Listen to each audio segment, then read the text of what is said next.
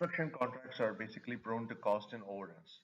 Implementers recommend lean construction implementation, and it is basically a proven approach which are recommended for existing contracts.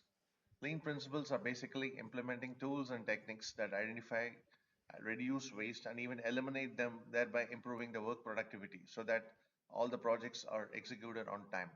Having said that, it is not easy to implement lean principles in projects because it requires a mind shift change, that is, moving from a traditional way of executing projects to a more collaborative and stakeholder involved approach.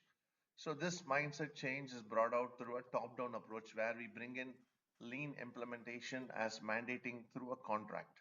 So, before that, the first step is renew the existing style of drafting contracts and identify contractual provisions that may need redrafting to suit the lean way of execution.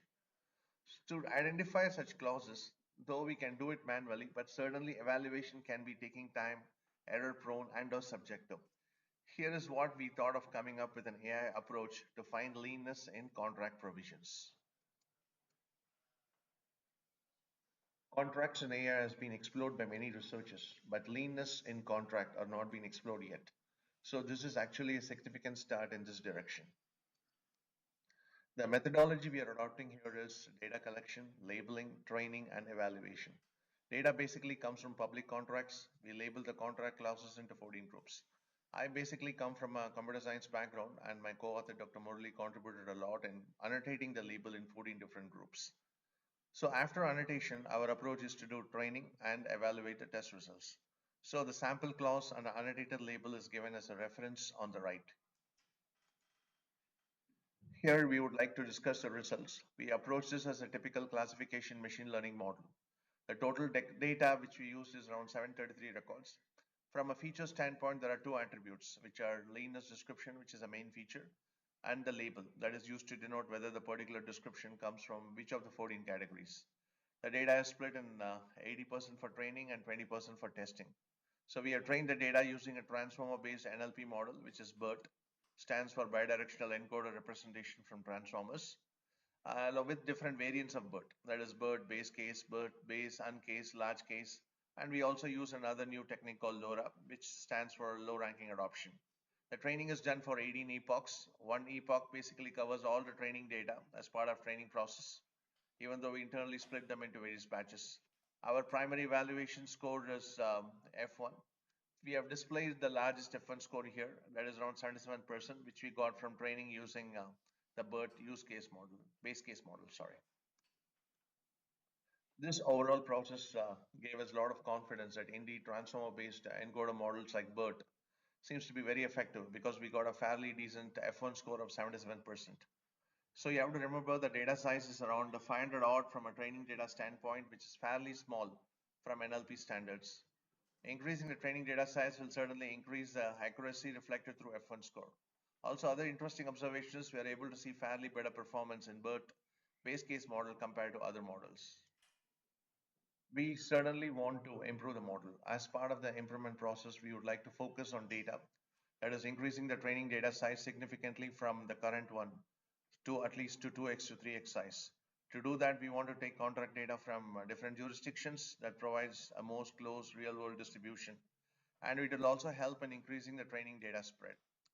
Also, if you look at our label size around 14 groups, we want to normalize it in such a way that we want to put a few groups, maybe 5 or 6. So it is currently a work in progress discussion, and we will proceed in that manner. As a summary, our perspective is construction contracts and specifically leanness assessment of construction contracts using AI is an unexplored area, and we ventured in this paper. We found that the construction contracts for lean friendliness can be successfully deciphered and assessed using AI-based transformer models. In our example, it is models like BERT. The important thing is the data is critical for successful results of the AI model. For that, we need to strengthen the training data qualitatively and improve the spread of the distribution by bringing data from different jurisdictions. We are of a firm view from doing this, all will certainly help in coming up with the better results.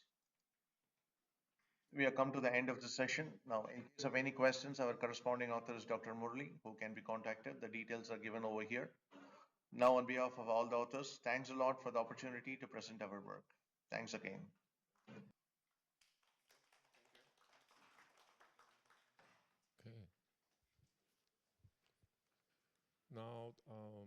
I'd like to open the floor for questions. May I invite the speakers?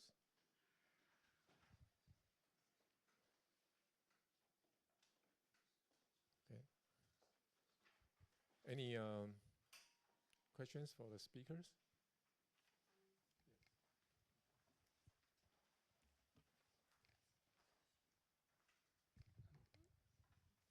Thank you all for your great presentations. My question goes to the first presenter, related to the validation of the model, because I understood that you were using a set of buildings and images from buildings and measuring the accuracy of the model to detect this the tiles. How did you measure the accuracy? It was not clear for me. Did you were after counting by humans how many tiles you found in the buildings, or how was that done? Okay, thank you for your question. Actually, we calculate the accuracy by comparing with other models. Like use the same data set, and then we use other models, segmentation model, to compare that our proposed Jolo M compare with the others already developed model to see that our model is more accuracy or not compared with the human. Thank you. Yeah, but I think you are asking the ground truth, right? So you also have the ground truth, right? So everybody will compare with that ground truth, right? Yes, yeah. Yes, thank you. Yeah. Yes. I have a question for the second presenter.